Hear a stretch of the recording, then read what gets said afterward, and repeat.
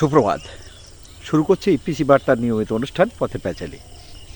আজকের প্যাচালিতে গাইবান্ধার পলাশবাড়ি উপজেলার রামচন্দ্রপুর গ্রামে যে রামমূর্তি হচ্ছিল, যেটা নির্বাহী আদেশে নির্মাণ বন্ধ রাখা হয়েছে, একদল মানুষ যারা নিজেদেরকে ওলেমা পরিষদ বলে পরিচয় দিচ্ছিল, তারা এক ধরনের মাতাম তোলে যে এই মূর্তি নির্মাণ হলে এই এলাকায় হিন্দুদের আনাগোনা বেড়ে যাবে এবং একসময় ভারত এই জায়গাটি দখল করবে। ঠিক এই সময় একটি মিছিল থেকে আমরা দেখলাম যে ব্যানারে রামের বিগ্রহ আঁকা রয়েছে এবং সেটাতে জুতা মারার মধ্য দিয়ে রামের অবমাননা করা হচ্ছে। এই দুটো কারণকে সামনে রেখেই সারা দেশে হিন্দু সম্প্রদায়ের মানুষদের একটা বিক্ষোভ তৈরি হয় এবং একটা বিক্ষোভে আমরা দেখলাম ঢাকা হাইকোর্টের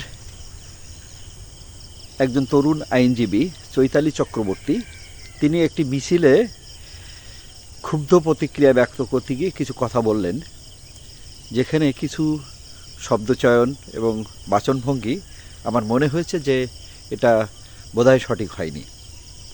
তিনি তার ক্ষুব্ধ উচ্চারণে এক পর্যায়ে তিনি বললেন যে হিন্দুদের জন্যে আলাদা প্রদেশ চাই। আমার বক্তব্য আসলে সেখানেই। এটা আসলে ভুল একটি ধারণা তৈরি হবে। একদিকে রাষ্ট্রযন্ত্র তাদেরকে এই বক্তব্যকে সামনে রেখে এই উদ্যোক্তা সহ এই যে চৈতালি চক্রবর্তী, তার উপরে খড়গ নেমে আসতে পারে একটি বিচ্ছিন্নতাবাদী আন্দোলনের উস্কানির কথা বলে। আপনাদের মনে থাকার কথা 47-এর যে দেশভাগ, সেখানেও কিন্তু ওই একই ধরনের একটা দাবি ছিল যে হিন্দুদের জন্য আলাদা রাষ্ট্র হবে এবং মুসলমানদের জন্য আলাদা রাষ্ট্র হবে। রাষ্ট্র দুটো হয়েছিল, হিন্দুস্তান এবং পাকিস্তান।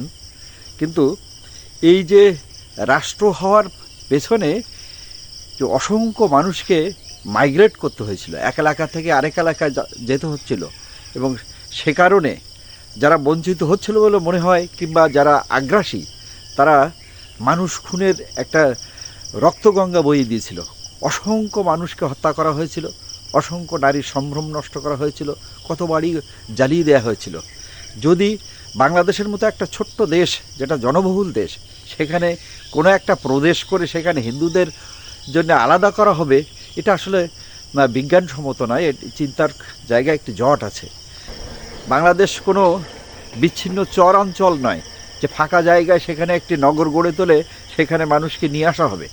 এটা আবহমান কাল থেকে দেশের বিভিন্ন অঞ্চলে হিন্দু মুসলিম পাশাপাশি বসবাস করছে, তাদেরকে তুলে নিয়ে একটা নতুন জায়গায় নিয়ে যাওয়া হবে এবং সেই জায়গার মানুষকে অন্যত্র পাঠিয়ে দেওয়া হবে। এই সিদ্ধান্ত যদি সরকার গ্রহণও করে তবে সেটা কোনোভাবেই সহজসাধ্য হবে না এবং 47-এর মতো আবার আরেকটি দাঙ্গার পরিস্থিতি হওয়ার সমূহ সম্ভাবনা আছে। এ কারণেই চৈতালি চক্রবর্তীর যতই আবেগঘন বক্তব্য হোক না কেন, আমি তার বিরোধিতা করছি। প্রিয় বন্ধু এবং শ্রোতাগণ, আপনারা হয়তো ভুলে যাননি 5ই আগস্টের গণ অভ্যুত্থানের পর বাংলাদেশের বিভিন্ন প্রান্তে হিন্দু সম্প্রদায়ের উপরে কিন্তু হামলা হয়েছিল। নারীর সম্ভ্রম নিয়ে টানাটানি করা হয়েছিল, ঘরবাড়ি জ্বালিয়ে দেওয়া হয়েছিল, মারদাঙ্গা করা হয়েছিল, খুন করা হয়েছিল। যদিও সেখানে ইউনূস সরকার বরাবরই বলেছিল যে এটা কোনো হিন্দুদের উপরে আক্রমণ নয়, এটা আওয়ামী লীগের নেতাদের উপরে আক্রমণ করা হচ্ছে, এভাবেই কথা বলা হয়েছিল। কিন্তু আমরা তো অন্ততপক্ষে সাতক্ষীরার নিরিখে আমরা ওই সময় অনেক অঞ্চল আমরা ভিজিট করেছিলাম, সরাসরি ভুক্তভোগীদের পাশে পৌঁছানোর চেষ্টা করেছিলাম। সেখানে স্পষ্ট ছিল কিন্তু যে কেবলমাত্র হিন্দু হওয়ার কারণেই তাদের উপরে হামলা হয়েছে। যারা এই হামলার শিকার হয়েছে তারা তো ঘটনাটা ভুলিনি। অন্তর্বর্তীকালীন সরকার ফাংশন করার সাথে সাথে সাতক্ষীরার মতো ছোট্ট শহরে অসংখ্য মানুষ পাসপোর্ট করবার জন্যে রাস্তায় নেমেছিল। সাতক্ষীরার রাস্তায় পা রাখার জায়গা ছিল না। কেন সেদিনের এই হিড়িক ছিল আপনাকে অনুমান করতে পারেন? এই মানুষের একটা বড় সংখ্যা আছে যারা সুযোগ পেলেই দেশত্যাগ করবে। আমরা সেই ঘটনাকে উস্কে দিতে যাচ্ছি কিনা। চৈতালি চক্রবর্তী যে কথা বলেছেন, আমার মনে হয় না সম্পূর্ণরূপে তাকে সমর্থন করে নতুন করে বক্তব্য উপস্থাপন করা। তার যে ভুল বক্তব্য আমরা ইতিমধ্যে দেখেছি, সেটাকে এক্সপ্যান্ড করে নতুন করে কথা বলবার সময় এসেছে।